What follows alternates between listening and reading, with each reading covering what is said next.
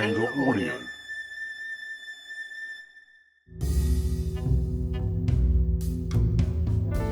I'm Steve Balderson, and you're listening to the Filmmaking Confidential podcast. In every episode, we meet with filmmakers, writers, actors, artists, and other notables. In today's special bonus episode, I sit down with one of my favorite teachers and spiritual thinkers, Connirae Andreas. Connirae Andreas, PhD, has been an innovative leader, teacher, and author in the field of personal development and neuro-linguistic programming for over 4 decades. Connirae and her late husband, Steve Andreas, were early developers of NLP and wrote and edited many of the first NLP books and training materials, helping to bring NLP into the mainstream. She is best known for creating Core Transformation, a groundbreaking method that turns our limitations into a doorway to experiences many describe as love, peace, presence, or oneness. Her most recent work, the Wholeness work, offers a gentle yet precise way to dissolve stress and ego-based patterns, resolving life challenges and opening the door to deep emotional healing. Connirae's discoveries were shaped both by a life-changing encounter with Dr. Milton Erickson in 1979 and by her own multi-year health crisis, which led her to explore the teachings of Indian sage Ramana Maharshi and uncover a profound path to healing and awakening. Ladies and gentlemen, Connirae Andreas. What is the Wholeness work? What it is. Okay, so in one sentence, Wholeness work offers a practical and simple and gentle and kind path to actually have the life we want and experience life the way we want to experience it. That sounds like a lot, but basically, and it is, but basically it gives us ways to reach the structures of the unconscious that have not been mapped out. So let me maybe start a little different place with this, because Wholeness work maps out for the first time in this kind of specific, precise way, what are the structures of the unconscious that actually hold suffering or problems in place. And then once we can find those, it also offers a very simple and gentle path towards healing and transforming. So people tell me when they come to Wholeness work, many people for some people, perhaps they don't resonate right away with it. For some people, it takes a little more persistence. But I think what we're onto here is universal. And many people do tell me, this is what I've been searching for my whole life. This is what I wasn't even sure existed. I've tried so many ways of changing, and this is finally helping me. So, and then other people, so that's people who've been searching for emotional healing or just changes of our life, resolution of our life issues, our problems. Then there's a different group of people who come to Wholeness work because they are interested in shall we call it awakening? Let's just call it that. People are interested in spiritual growth, awakening, meditation, mindfulness. Those people often tell me something similar, but more in their terms, what they say is, I've been meditating for maybe decades, however long. I've tried all different kinds of spiritual growth, of different kinds of meditation, and this is really helping me. I'm finally experiencing what I always hoped I would experience. So maybe I should be quiet now and let you talk. Well, for me, I mean, the core people who are listening will be artists of some sort, or filmmakers or interested in those things. And when I first did the Wholeness work, it was a week or two before I was about to work with someone I didn't really care to be around. and I just used that as my feelings for this person and my hesitations and sort of not eager to work with this person. Yeah. And perfect content to work with for the exercises and Wholeness work. Yeah. And then what happened? Well, it was really great because when I finished just the first round, just the very, very first round, I had none of those uh, negative feelings for that person. In fact, I don't know if I had any feelings for them one way or the other. They were just sort of a simple, oh, I don't have those anymore. I'm not carrying those around. Yeah.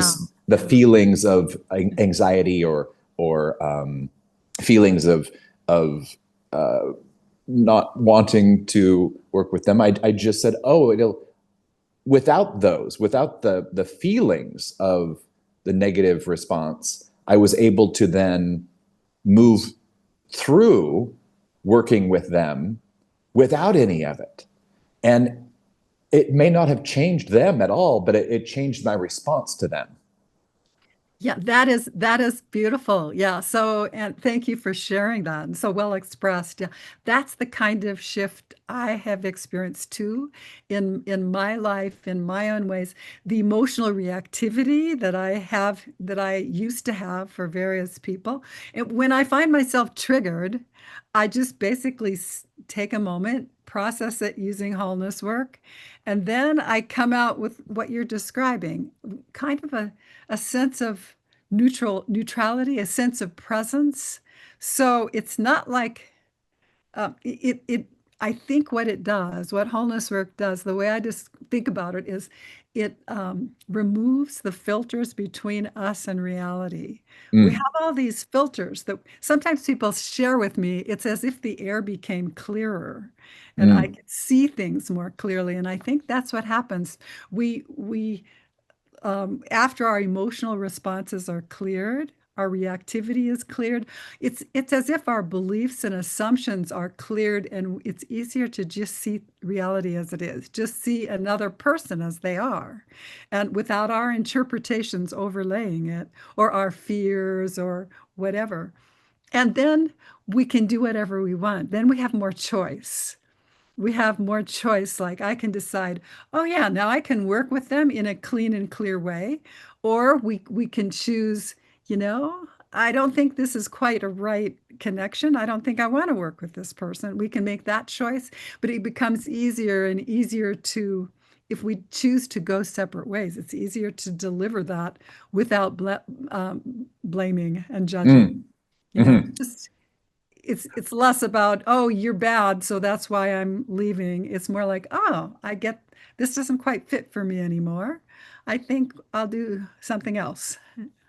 I love that you went there, and I was I was prepared to talk about this later on in our discussion, but I think we should just have it now, which is um, as an artist, as a filmmaker, a writer, any person who I think is creating something, judgment is a big hurdle. Having it, whether it's self-judgment, judging others, or the fear of being judged. And I'm wondering if we could talk a little bit about how judgment plays a role in preventing wholeness, and if the wholeness work can free us from Oh these yeah, things. that is a great topic, Steve. Really great topic. It's and this feeling of judgment holding us back or getting in our way, it applies to all of us, artists and not artists. It's in the clients that I work with, in the people that come to my workshops, people from all different career paths, judgment is huge. There's the self-criticism, the feeling of unworthiness. It's just a part of so many human problems. So judgment is a specific focus of wholeness work practice, and it's the second phase. Mm-hmm. The first phase is what I call, I'm just going to say it. It might sound weird, but the first phase has to do with dissolving the ego, or dissolving the limited self, the limited self experience. Because when it comes down to us, each of us has an experience of ourselves. I'm not talking about self-concept, that's what we think about ourselves. Self-concept is my opinion about myself. It's like, oh, I think I'm this way or that way. But the actual experience of self at the unconscious level is something most people have no clue about. But it's really easy to discover. And maybe we can do an exercise together about that Yeah. in this interview, even where I can show you what I mean and guide the listeners on what I mean by that. How we find this experience of limited self, and then we release the limited self experience so that that's phase one of Yeah. wholeness work. Find and release the limited self experience. And then we are able to really experience that kind of presence that you spoke so eloquently about. I'm just here and I'm just Hmm. available as with all my resources, uh, just, just here, just present. So that's the phase one. Then phase two, then we start working with what I call the unconscious experience of authority, the inner authority experience. And that's at the root of shame, embarrassment, self-judgment, self-criticism, unworthiness, all of that. So important. And people often describe how empowering it feels to do that second piece. And we Hmm. get to that already it's in the third, let's see, one, two, three, four. It's in the fourth session of the Wholeness Work Level 1 live online. When I do the live Cool. online training, it's all part of the level 1 training, the first training that you can get. I'm really bummed I didn't get to come to Amsterdam when you were there Oh, earlier this year. I had just moved to Spain and was stuck here oh, I couldn't go with my visa hadn't gone through yet. And so I was stuck in Spain. I couldn't leave the country. oh. Oh yeah. Well, I'm sorry. I'm sorry I missed you there. So you're in Spain now, and Yes. my next European training is going to be in Germany. Oh, cool. Yeah, and then I am expecting to be back in Amsterdam again after that. So Cool. yeah, Great. I come Well, once a year to Europe. excellent. Well, let's back up and explain how it came to you, like the series of realizations of figuring out, was there trial and error? Was there, things that you were sort of fiddling with that were working and some weren't, or how did it come about? Yeah, yeah. Great question. Great question, Steve. It came about through desperation. And I say that because I think that was an important beginning. It was important that I felt desperate because that meant that I was willing to let go of everything I thought I knew. So I was already an expert in NLP. I was a successful trainer. I I had a training of core transformation at that point. Core transformation was already discovered, and people were coming from around the world to study here in Colorado with me in core transformation. And then in the middle of that, I had this health crisis, I guess we could call it. Um, I wasn't sure what to call it. I thought I was dying. And all of a sudden, I was recovering from something. It was pneumonia or bronchitis. It was some lung issue. And I was very sick. But then I was recovering. But instead of recovering at a certain point, rather than just getting better, suddenly it was as if I plunged into something else. And I didn't know what it was, but it was the experience was that 24/7, I had this constant surge as if there was an electricity running through my central column. It was so intense that it felt like my body probably couldn't withstand it. So that's why I thought I was probably dying. I thought, I don't know what this is, but maybe this is just what dying feels like. You know, I don't know. I've never died before. So that I can remember anyway.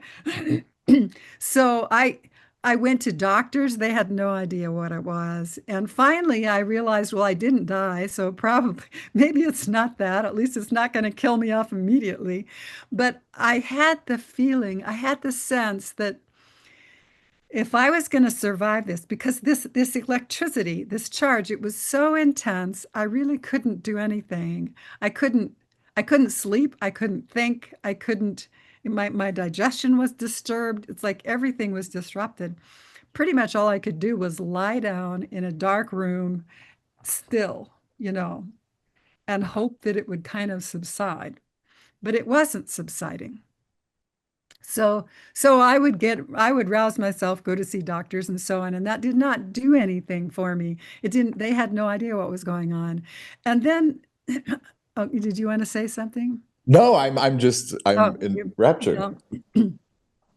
So that and led me to, so then I went to alternative healers, and nobody seemed to have something to offer that would actually resolve this. There were a few people who could do some, the very, very gentle ones who could do something that would help settle me temporarily, but nobody had anything that could help me resolve this. So I had this thought, if I have a chance of staying alive, because this is surely going to kill me eventually, it's just too intense.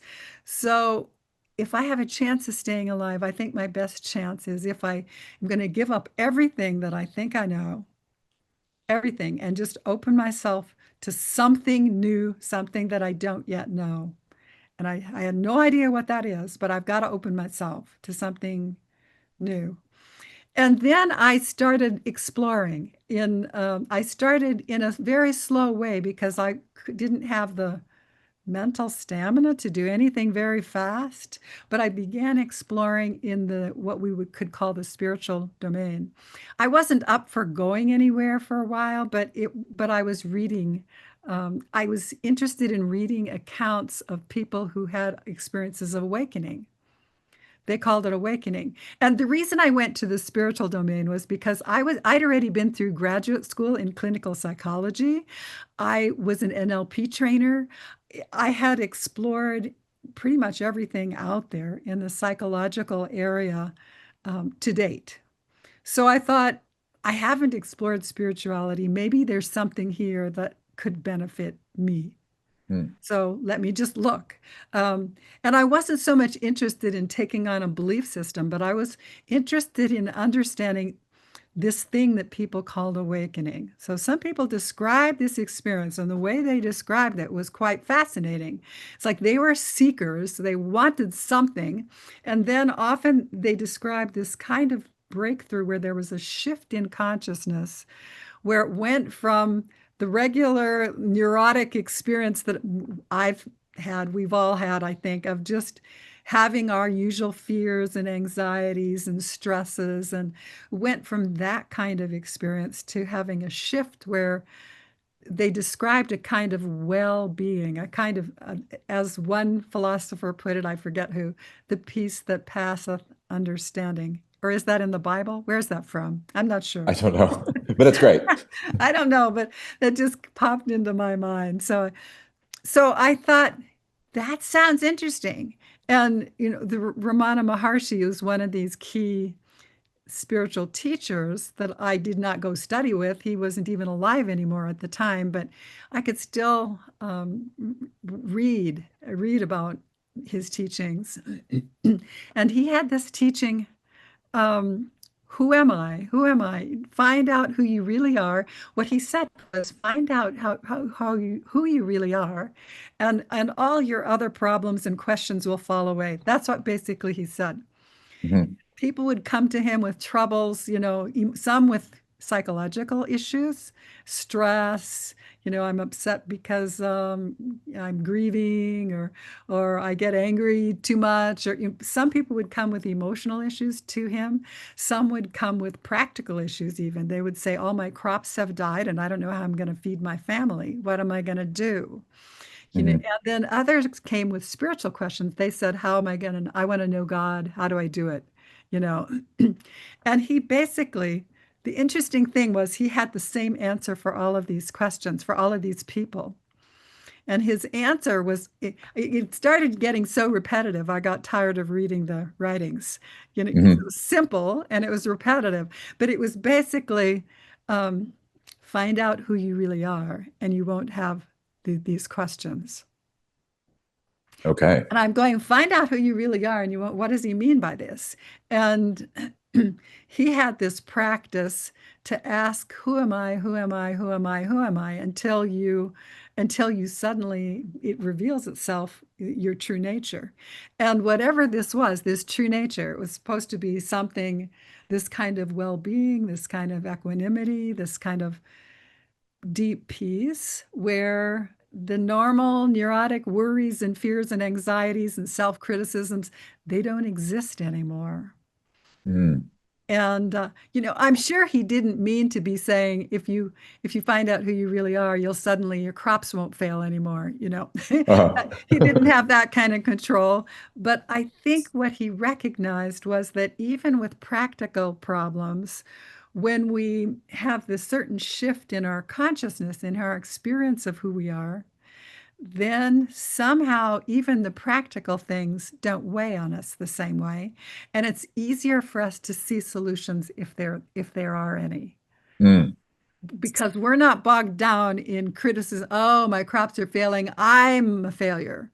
Mm-hmm. Or we don't go, my crops are failing. Oh no, I'm so worried that I'm losing all my energy in my worry, and I don't have the energy to do what I need to do with what I've got. Mm-hmm. So even in the practical area, it doesn't mean everything practical is automatically worked out, but it means that we're going to be in our best resourcefulness. We're going to have our best chance of working things out.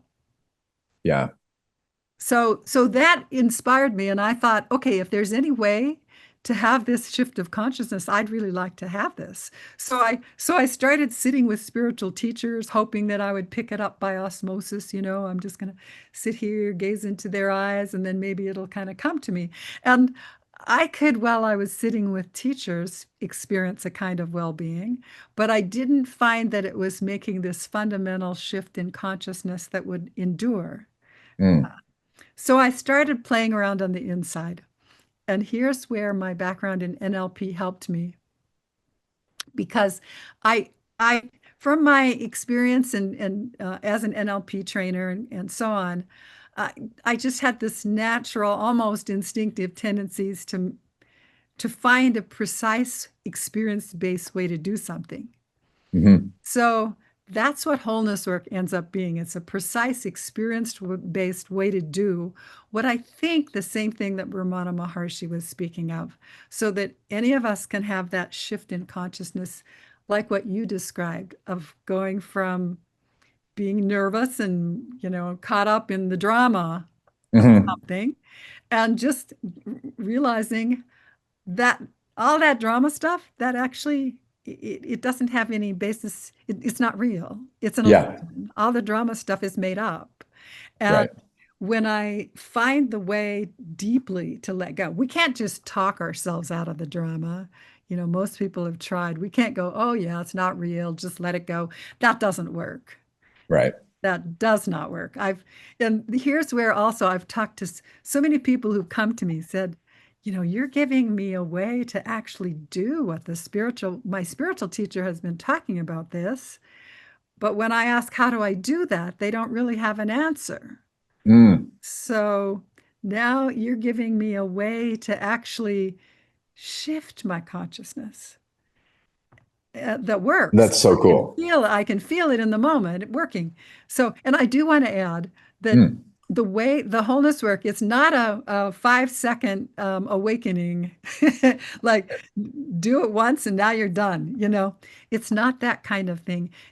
I consider it a gradual awakening, but it's an inevitable awakening if it's an inevitable shift in consciousness if one does follow the exercises more than Mm-hmm. once, if one uses it it's kind of like, do you want to be able to eat all the food you'll need in your entire life and just be done with it, be done Right. eating? Well, most of us wouldn't say, sign me up for that. It's enjoyable to eat every day. And Yeah. the same thing is true of a wholeness work practice. It feels nourishing. It feels like a luxury that we can just enjoy this practice a little bit every day. Mm-hmm. And then that leads to what I call a gradual awakening. Well, I think for me, it's been something very much so. Some days it it allows me really some breakthroughs, sometimes, and sometimes it's uh, just sort of a really lovely calming. It's something that's just sort of, it just feels good.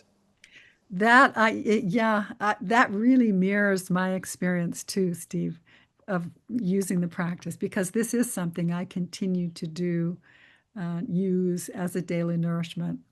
Hmm. It's really good. Do you want to sort of explain or sort of tell us just some of the first steps, or guide us through? Yes, I'd love to do that. I'd love to do that. And then each person can just discover what happens for you, and you get a little feeling of what I mean by finding the limited self. And yeah, let's do that.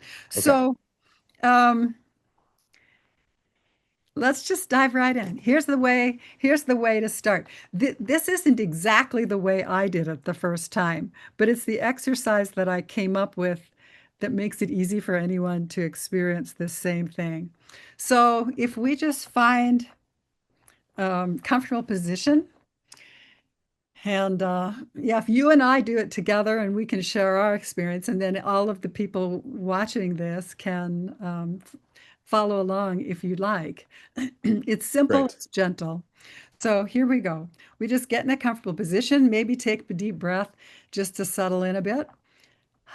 And then notice any body sensation, really any sensation at all. It can be positive, negative, or neutral. And for me, right off, I'm just notice a slight tingling that's in my butt, basically, and my upper thighs. It's a place where my body is contacting the chair I'm sitting in. But then I just am aware of this tingling sensation that's in the space right above that. That's just what popped into my awareness immediately. Yeah, So, I'm getting a tingling in my upper right shoulder. When I sat back and got comfortable, I was really aware of how tense that was. okay, perfect, perfect. So again, for everyone watching, you can find a sensation that's neutral, that's positive, that's negative, or doesn't fit any of those categories. Any sensation is fine. You can't do this wrong. So, okay, perfect. And then we notice the sensation, then we notice how much space it takes up.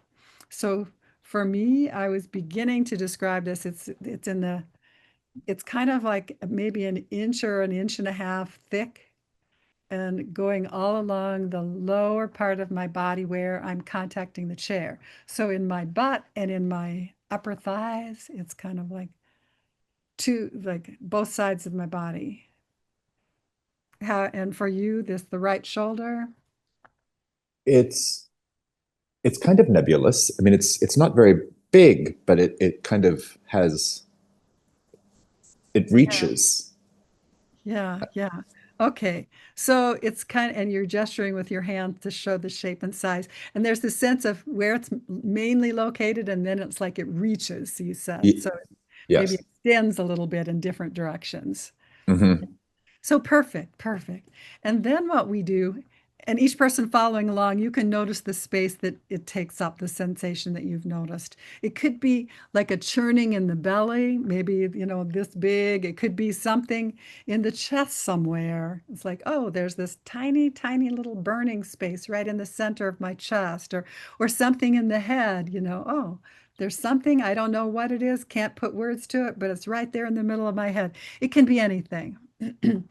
Okay, so and what's if next we sense in and through for the sensation quality? And what is the sensation quality you notice? Well, you mentioned already a kind of tingling, and I Hmm. also noticed tingling. And it can be, just for people watching, the sensation you notice. It might be a tingling, it might be a vibratiness, it could be a heaviness or a lightness. There could be a sense of stillness, there might be a sense of motion or movement, bubbling. It really could be anything. Warmth, coolness. I would describe mine as dense molasses. Like dense molasses. Great, perfect. Okay. And for me, tingling with a little bit of warmth. Going to add that to it. Okay. And that's plenty. And now, what we do, all of us playing along with this exercise, we think to ourselves, I am aware of this sensation. Whatever sensation you just notice in the body, you notice it now, and then you think the thought, I am aware of this sensation, because that is a true thought in this moment, right? I am aware of this sensation. And then we just ask ourselves, and where is the I located? Where the I that's aware of this sensation? Where is this I located? And just notice whatever location comes into awareness. This is a weird question, no doubt about it, it's fine. But if you just notice the sensation and then think, I am aware of this sensation, and recognize that's true. Yeah, I am aware of this sensation. So where's the I located? And then go with the first location. And what comes up for you, Steve?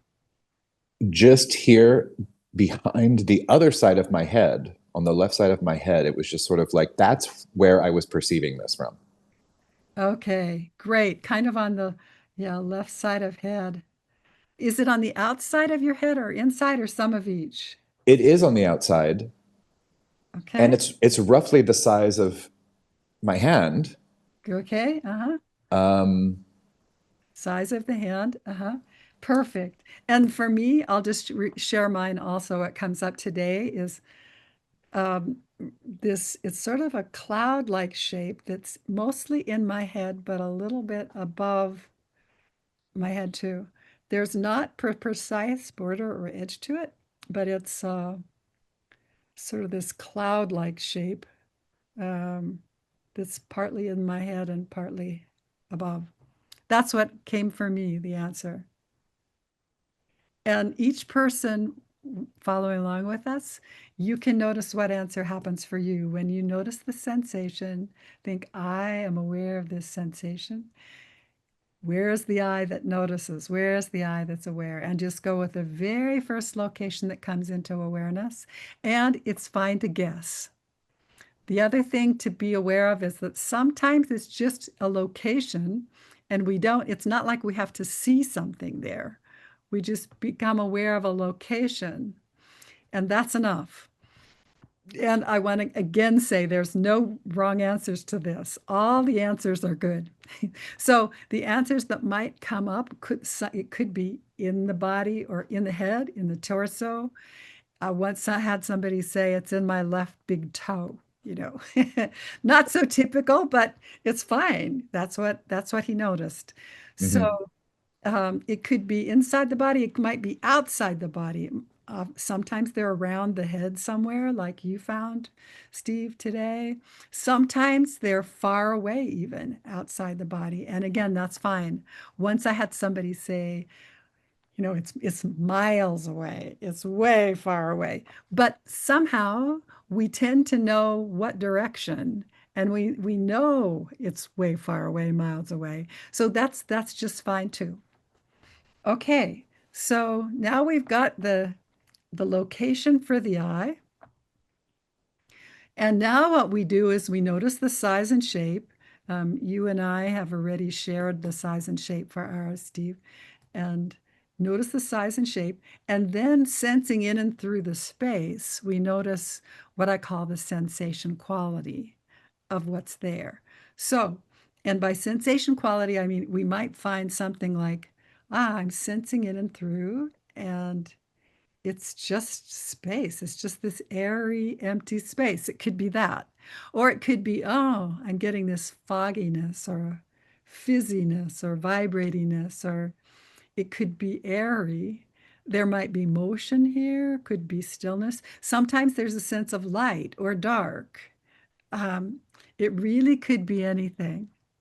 So, as you sense in and through for yours, Steve, what do you notice there? What's the sensation quality there? It's light, Yeah. as in weight, the weight of its light. Uh-huh. It's fuzzy. Fuzzy. It's a little fuzzy, Uh-huh. like a long-haired cat or a long-haired carpet of some kind. Like it's a little Uh-huh. like the strings, there are strings of some kind on it. Okay, interesting, isn't it? Yeah. Yeah. And for mine, this time mine is kind of when I first found it, it seemed like just empty space. But now when I go back and check again, there's a sense of cloudiness Mm, actually, like some fog or something in the space, and a slight gray coloring to it. So that's what I find. And mm. now I'm going to go, if it's okay with you, I'm going to go one step farther than I usually go on these warm-up exercises, just to make Okay. it a little more interesting. And then because usually these eyes that we find inside, they're not standalone. And this is something also that's important. There are a lot more subtleties to it that we won't get to in this warm-up exercise, but we'll get to this. We'll add this one in. And they tend to be in layers. So there's not just one. And if we find more of them, more of the layers, it results in an easier, more gentle, kinder, and more complete change. So let's just do that. Let's just, if that's okay. Great.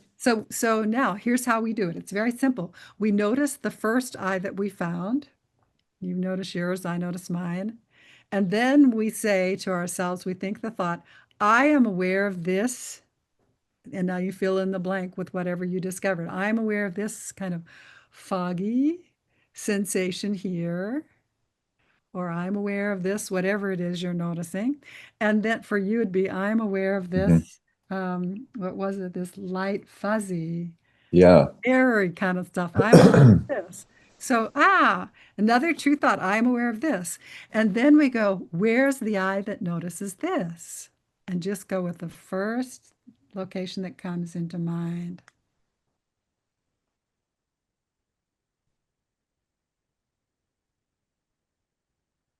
And what happens for you, Steve?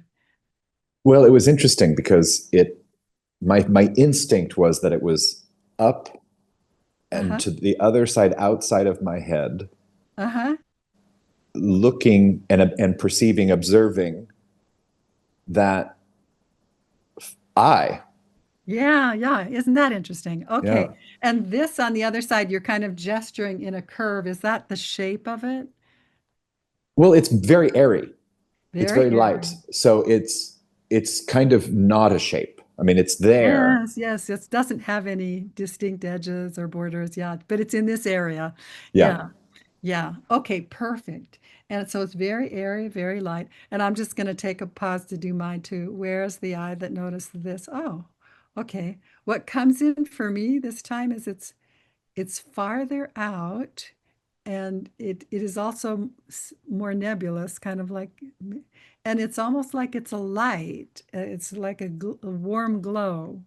That's kind of, well, it is warm glow out here in front and to the right and above. It's kind of pleasant. Yeah. Okay. So that's what I find. And each of Cool. our people following along, you just notice what you find. And it's okay to pretend. It's okay to make it up, even if you don't know if it's real. That can be a good way to start exploring with this. So, okay. So now we're ready to shift to start discovering what I call the integration phase. But before we do that, it's important that we go back to that sentence, I am aware of this sensation, and we explore that middle word, awareness. We've already explored the I, we've found what it means in our experience. We've explored the sensation. We found out what that means in our experience. We know where it's located, its sensation quality. So we haven't explored that middle word, aware. I am aware of this sensation. So, what is awareness? And for this exercise, for the wholeness work, it helps to experience awareness in a particular way. That it's very easy to experience. I discovered in doing this, as I started guiding other people besides myself, I started discovering that everybody had their own individual way of experiencing awareness. So unless I guided them in what I was meaning by the exercise would have unreliable results. So what is awareness? What I mean by awareness is the capacity to experience. The capacity to experience. And I'm going to guide you through that, guide everyone through that. We know that awareness exists throughout our body because we were just able to find a body sensation. So if we experience, if somebody taps us on the shoulder or bumps us on the knee, it's not that we have to send our awareness there to notice. There's an automatic noticing, right? And that's because awareness is already present through our body. So, and so we might just pause and experience that now. This awareness, this capacity to notice, this capacity to experience that's throughout the entire physical body. So that if there was a gentle tap on the shoulder, there'd be an automatic receiving of that sound, of the automatic receiving of that sensation. Now, if we check, that same awareness also exists in the space all around us, in the space, we could call it a field of awareness that's all around us.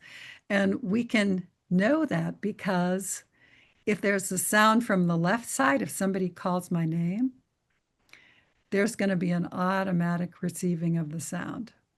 If somebody calls your name from the right side, you wouldn't have to send your awareness out to get it. There would be an automatic receiving of the sound. That's just how it works, right? Yeah. So we each of us have this capacity to experience that's through our body. It's through the space all around. So that if there's a sound, even from fairly far away, if somebody's yelling loud enough, there's just going to be an automatic receiving of the sound. And the sound could come from any direction at all, from above, below, right, left, front, back.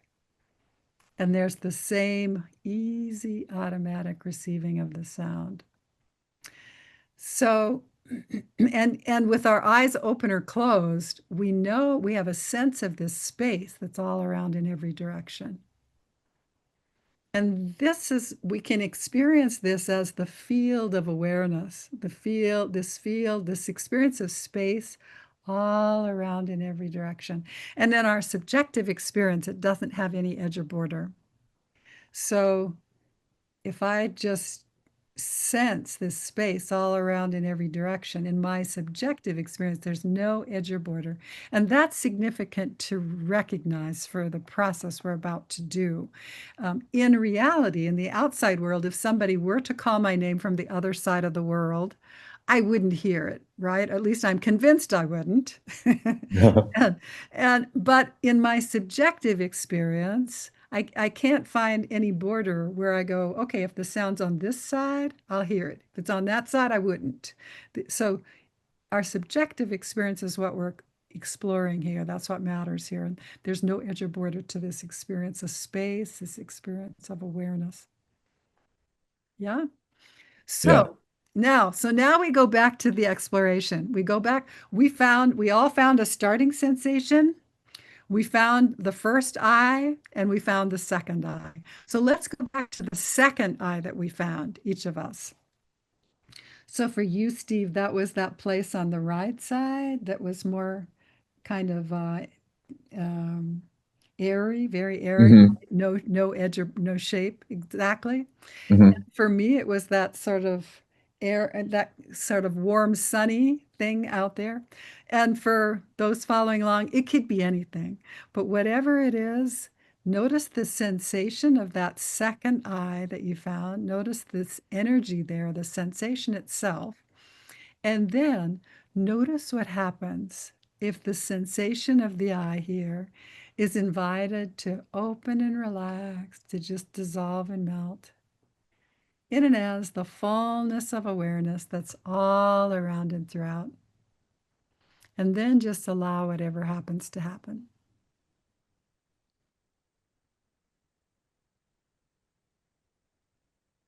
And I'll follow along with that too. I invite that to,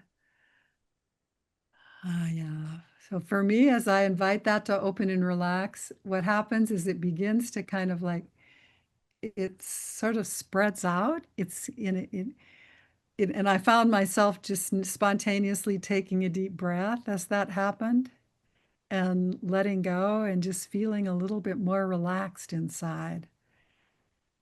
And it's still continuing. It's not quite done. But as it continues, I'll ask you, what did you notice? It was like a gentle wind, kind of. Mm. Now, when I say it broke it apart, it didn't break it apart. It just went into the wind, but it was Yeah, all, yeah, it yeah. just Kind of around. dissolved into the wind. Yeah, yeah. Okay, lovely, lovely. Okay, and then each person following along, you're going to have your own experience. It might be similar to what Stephen or I has described, or it might be completely different. And I just want to validate that whatever you experienced is always the right experience for you. There's no right or wrong way to do this. And even if nothing happened, if nothing happened, that's the right experience for you. And in the wholeness work training, we get into what that indicates you need to do. That just is whatever happens, it's a clue to us for what the next step needs to be, because the wholeness work is designed to completely adapt itself to you, to each person. So okay, so the ears dissolved and melt, or kind of went into the wind. Yeah. Yeah, yeah. And so now what we do when we allow that to settle, and I will add that probably, well, everybody's experience is unique. Probably the most universal theme, what tends to happen, is if it does dissolve and melt, then we tend to feel some kind of body relaxation. Did you feel Mhm. anything like that? Does that fit for you or not? I did. When it was going like that, I was like, oh, and Yeah, yeah, I yeah. just sort of sank into my chair in a different way. Yeah. For me, it definitely happened. For me, sometimes it's more pronounced, other times it's really subtle. Or I might not experience it at all. But this time it was kind of pronounced. I really felt that relaxation. Yeah. Okay. Great. So now let's go back to the first one. Now each of us goes to the first eye that we found.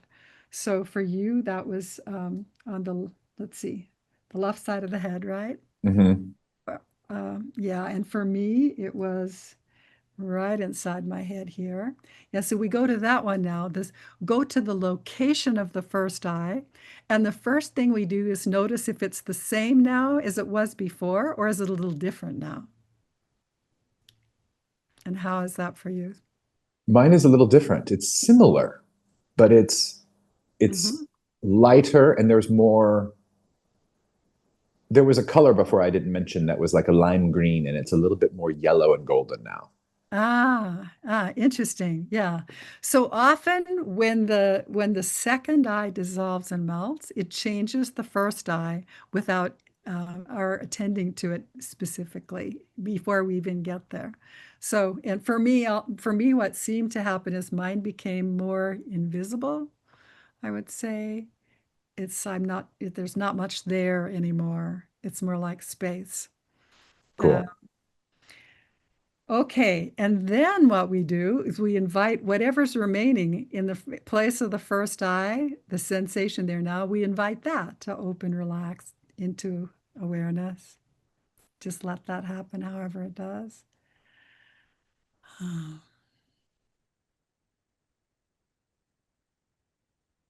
Yeah. And then give it all the time to settle whenever things settle, then we're ready to go back to the first sensation that we started with, the body sensation that we started with. And just notice what's there now. Is it the same as it was before, or is it a little different?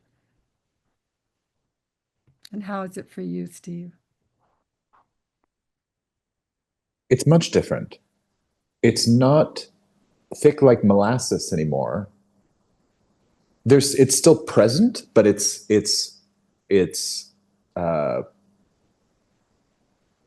Yeah. Yeah. I don't have the words. It's just, but it is different. It's much more enjoyable. Much more enjoyable. Okay. All right. And now if I go back to mine, um, mine is I'm not going to be such a good example here because mine was a very neutral sensation to begin with, and those are less likely to change.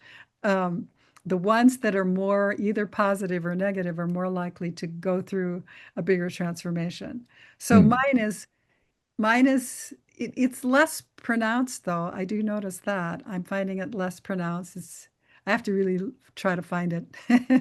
Cool. So, so okay. So now let's pause and go, well, what were we doing there anyway, right? Hmm. Like that's a weird experience. What we're even doing there.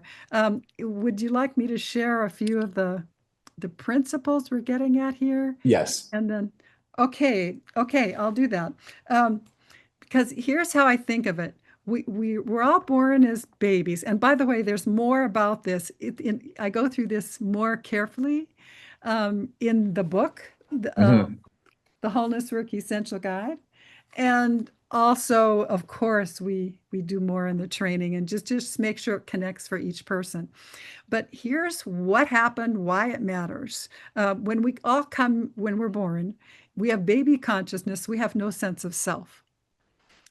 A baby is, and developmental psychologists will tell you this. I learned this in clinical psych grad school decades ago, and the thinking is still the same. Newborn babies don't have a sense of self. Their brain hasn't maybe they don't have enough experience yet to develop one. So for the new baby, it's just experience happening, light, sound, sensation. And there's not even a differentiation between the baby and the mother's breast, for example. It's just sensation, it's just experience happening. Then at some point, we do develop a sense of self. And this is functional. It's important for us to have the recognition that I am different than the world around me. This is my body. We need to have that to be able to get along in the world. For example, if I'm thirsty, I need to know that this cup of fluid here is separate from my body. And so that I can understand that the solution is to actually drink a sip, you know, and Hmm. my body is the one that needs it. so, so that's functional knowledge to know that I am a separate self in terms of my physical body. It's separate, it's different. But we all acquire this sense of self at the unconscious level in a completely different way than we would ever make it up if we did so consciously, if we did so intentionally, because these unconscious senses of self that we develop, they tend to be these blobs in space, like you and I were finding. And Hmm. probably those of you listening also found, we found. So if I go to a party and somebody says, "Who are you, Connirae?" And I go, "Oh, I can tell you, I'm this like it's a cloud-like thing that's half in and half out of my head. And they're going to go, what? What drug is she on? um, but so it doesn't make sense to our conscious mind. And yet at the unconscious level, we're living as if that's true, as if this is myself, this is my I. And the thing is, it turns out that these unconscious experiences of self are literally a constriction of our consciousness. They are similar to a hand in a fist. It's through a tensing or a tightening that they are created. So if we have and yet these unconscious experiences of self, they're not really true, are they? It's not that I really am this place in space that's a little foggy. That makes no sense. So what would be a truer sense of who I really am? Well, I don't claim to be a philosophical genius or anything or have the absolute, ultimate answer to that, but I know that surely who I am is going to include more than this. It's going to, at the minimum, include all of my neurology. It's going to include what we just discovered as awareness, this experience of this capacity to experience that's through the body, through the space all around. It's surely going to be that's much closer to who I really am. And who I really am is going to include at all of that. It can't be less than that. So what we're doing is going for taking the false experiences of self that we find on the inside that have been unconscious. Like, where's the eye? Oh, it's like here. Or, oh, it's this place in my chest that's about this big. Well, that's not really who we are. That's not the complete truth of it. I mean, it's a piece of who we are, but it's not the whole thing. So if we invite that to open, relax, dissolve, melt into all of awareness, then we're letting something that had contracted inside, like the hand could contract into a fist, we're allowing that to relax again, back into the whole of everything. So we're relaxing something at a deeper level than the muscles. We're relaxing at the level of thought and even at the level of unconscious thought. That's what's happening. And then, does that make sense? Do you have It's so great. anything you want to ask or challenge? Well, and just being, just like the wind. I mean, I almost sometimes look at one tree and another tree, and yet they're just being trees. I don't know how to. Yes, it's just yes. and They're just being, aren't they? Yeah. They've arrived. They don't have to go anyplace. Right. Right. Yeah, yeah. Yeah, it allows us to relax into this presence that includes our entire nervous system. That means we maximize the resources we can bring to any situation. Mm-hmm.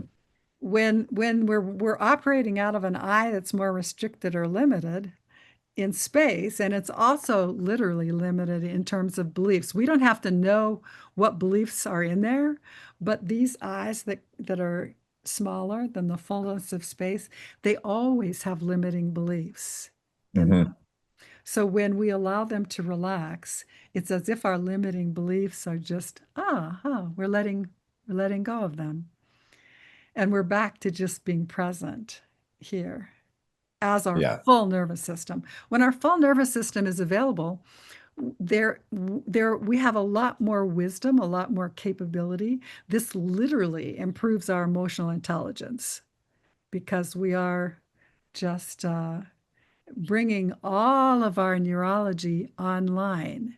And parts of our nervous system that had been used up for an old contraction that's no longer relevant, that is released. So it's like many people have told me, that what they feel when they do the wholeness exercises, it's a little bit like restarting a computer or how the computer, I don't know computerese very well, but I know how it used to happen even more than now. But if lots of programs stay open and are running at the same time on the computer screen, things start getting buggy. Nothing works as well as it can. And then if we just close them all out and maybe restart the computer, whoa, voila, suddenly it works better. The same computer, the same that we had a moment ago. And that happens with our own inner, with our nervous system. When we have these programs some of them have been running there since childhood. They got installed and running since childhood, and they're still running in the background. And they're using up part of our operating systems. What do you call it? The RAM or I'm not sure what the right name is for it. I don't know either. But yes. The geeks among us will know what I'm trying to say. Yeah.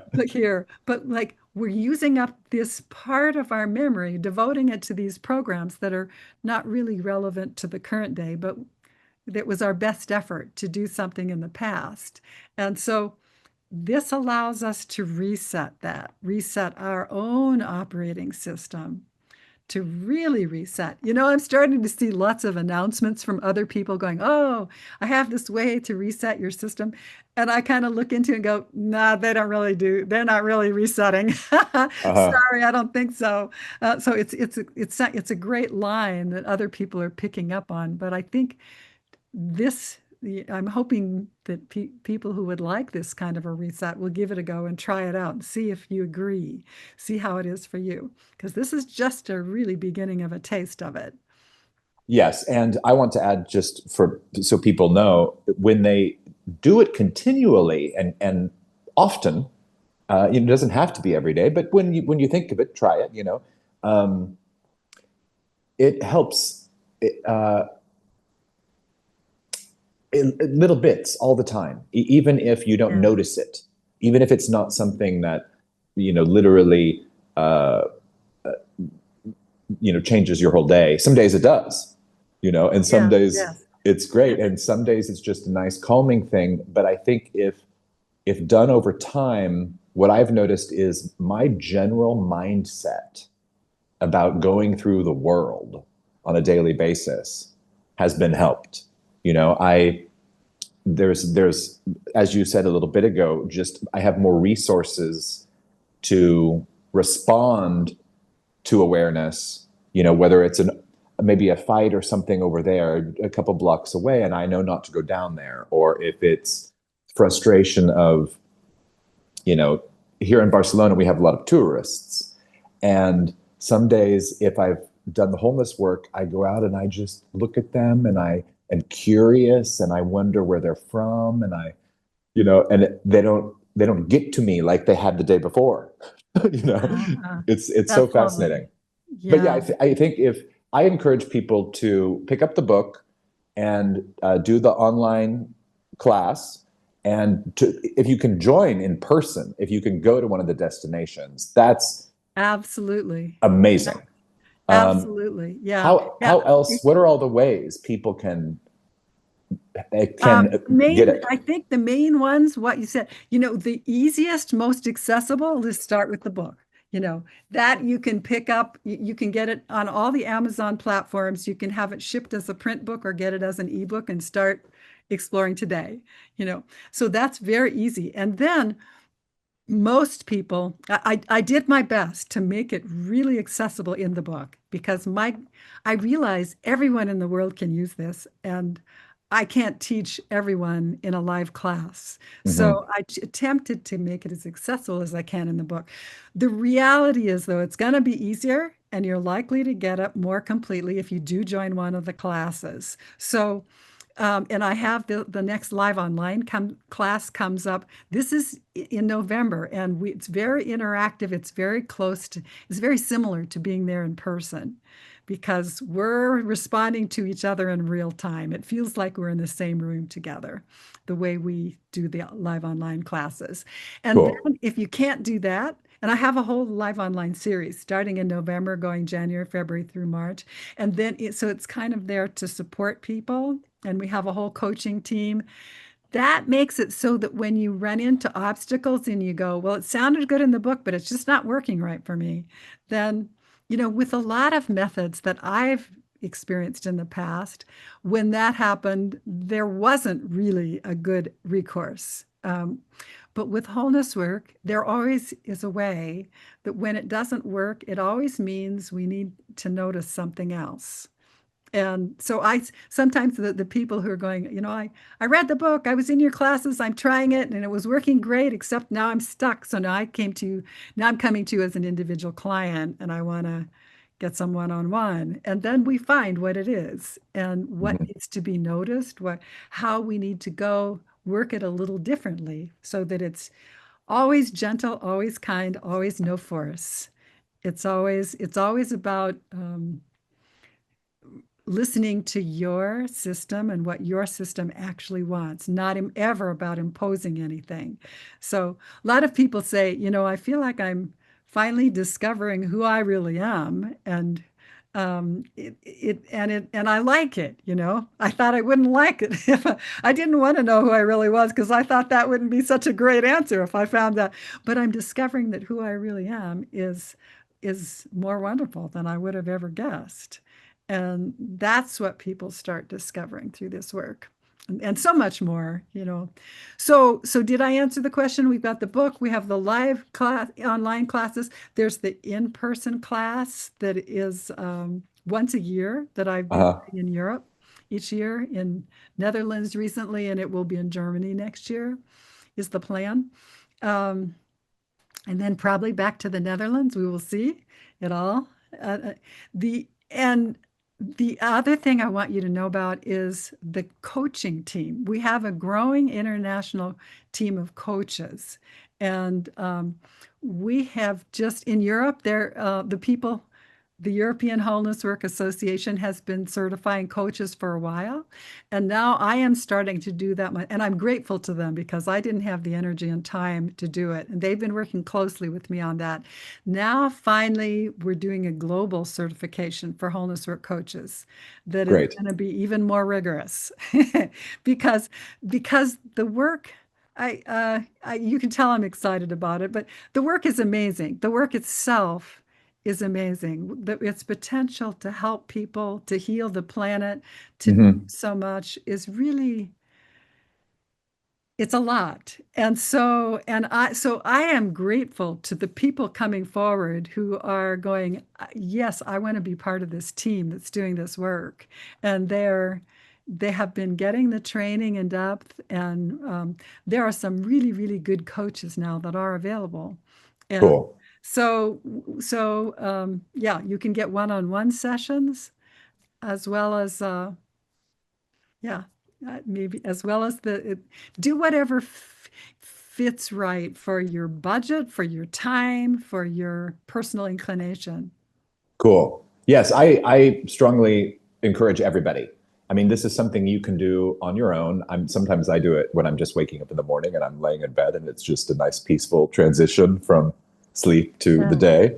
But it's really fun to have someone guide you also. So it's a different experience each time. And so I encourage everyone to at least check it out. And and it is really wonderful. I just want to acknowledge that how you have been able to just take it into your own life, into your own practice. It sounds like pretty easily after the training, you went to one training and now you can, which is beautiful. So hats off to you. Well, and I did get the book. I've had a couple of the so it's an ongoing, it's a practice, and it's something that if I don't do it for a few weeks, I get almost upset with myself. I say, I just need to do it, and then I'll go do it. And I'm like, why do I not do this every day? And then it reminds me that I just need to just make it a practice. That's wonderful. That's really great. That is what I encourage people to do. If it fits, to do it as a daily practice, because I think that's the way you get the most benefits. I see that's the way people get the most benefits. That's how I've gotten the most benefit using it as a daily practice. Whatever happens in my life, it's there for me. It's there for me. It gives me something that feels very, very nourishing. So at this point, there isn't really any area of my life that this has not touched for the better. And cool. It's not that I'm some major awakened being, or I make no claims to enlightenment. Just to be clear, I'm a normal human being. It's just that I have an easier time moving through life now. Yeah, that's a good way of putting it. When I'm directing a movie, I always say, I look at everyone and I say, did you know there is no such thing as a problem? And people look at me sometimes, especially if there's a crisis happening. And I say, the only thing that truly exists is our reaction to a situation. And, I have been in situations where something unexpected happened, or, something was broken and we couldn't shoot the movie the same way. So I had to say, well, okay, screaming and yelling isn't going to bring the thing back. So, let's be resourceful and go over here. And what wholeness work has helped is give me the tools to know how to just move forward, and That is continue. beautiful.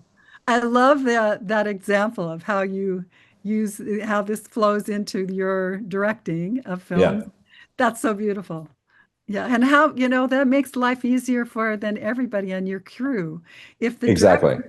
director is yelling and screaming and trying to find someone to blame, it's a Yeah, lot less fun yeah. than that kind of approach you're taking. That's Yeah, very it's very calming and relaxing, and that's why people like working with me on movies and things, because I can imagine. they've known it's just Yeah. you get your work done, but it's fun and it's enjoyable. Yeah, yeah. Why not have a good time? We're here, Exactly. and as you said, problems. Quote. I'm going to put that in quote. Uh-huh. Things they happen. Things don't go as we planned, as we expected, as we fully had good reason perhaps to expect. And then what do we do? Do we just, life is not better if we go into all kinds of reactions and blame people and so on. It's just like, oh, let's hold the space for this situation now. Yeah. Now, what's our best choice forward? Let's brainstorm together. How do we deal with this? We maybe look at how what the way I like to think about it is we hold the space kindly to really explore how did it go haywire? Are there things we can do as a team so that it's more likely to go how we'd like next time? Uh, Yeah. so what are the lessons that we can take from it? Um, you know, every good problem is a beautiful learning opportunity. It's like, what are the lessons we can take from it? And or sometimes sometimes it's nothing that we can do any differently. So it's just, a hurricane hit. And so now we need to just Yeah.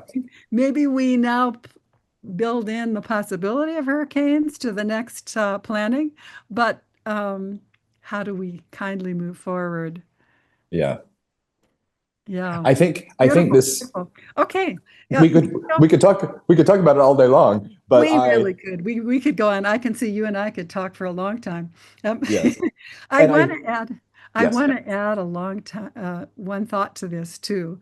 Um, and that is, as you know, Steve, but not necessarily all our listeners know, related to wholeness work is the method called core transformation. That's the method I developed earlier, and it is in itself quite a profound method. And I'm raising it because when people if someone is working with an intense trauma response and or yeah, well, let's just stay with that. So, someone is working with an intense trauma response. I really encourage them then to start with core transformation because that will be a really kind, gentle, easy way. It'll kind of hold you in a kind embrace as you work through that and Mhm. heal that. And then you'll be more ready to get more out of wholeness work. People can start with, including people who've had trauma. I mean, who hasn't had some kind of trauma? But some of us had more trauma with a capital T, And even then, it's possible to start with wholeness work as long as you're processing other experiences. But to actually process the trauma, that it's important to start with core transformation and or some specific trauma method, but core transformation is what I recommend. Cool. Well, and I think it's good to do it again. It's both core transformation and wholeness work aren't you go study the thing and then you know it and you're done. Because they are both practices of experience. And so I encourage people, even if they have read the book, to pick it up again and read it again, or to go to the class again, or to, just keep doing it, because it's always an evolution, is the word I would use, of our beings. Absolutely. Absolutely. That's partly why I keep teaching because, and some of the students are coming, there are people who've gone through 4, 5, 6, 7 times. And it's not because they were slow learners or didn't get it the first time. It's that they liked what they got and they want more. Mm-hmm. Yes, They want to absolutely. keep developing more. Yeah. Well, thank you, Connirae. It has been a total pleasure to talk to you. Likewise. Thank you so much, Steve. Total pleasure for me to have this conversation. Ladies and gentlemen, Connirae Andreas. To learn more about the Wholeness work, visit thewholenesswork.org.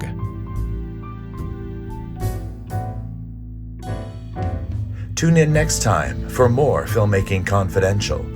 It is totally free to subscribe, and when you subscribe, you'll get upcoming new episodes automatically, and you'll have free access to all our past shows. The Filmmaking Confidential podcast is a production of Dakanga Audio and produced by myself and Ella Spencer. Our original theme music is composed by Kevin Robles. I'm Steve Balderson. Thanks for listening.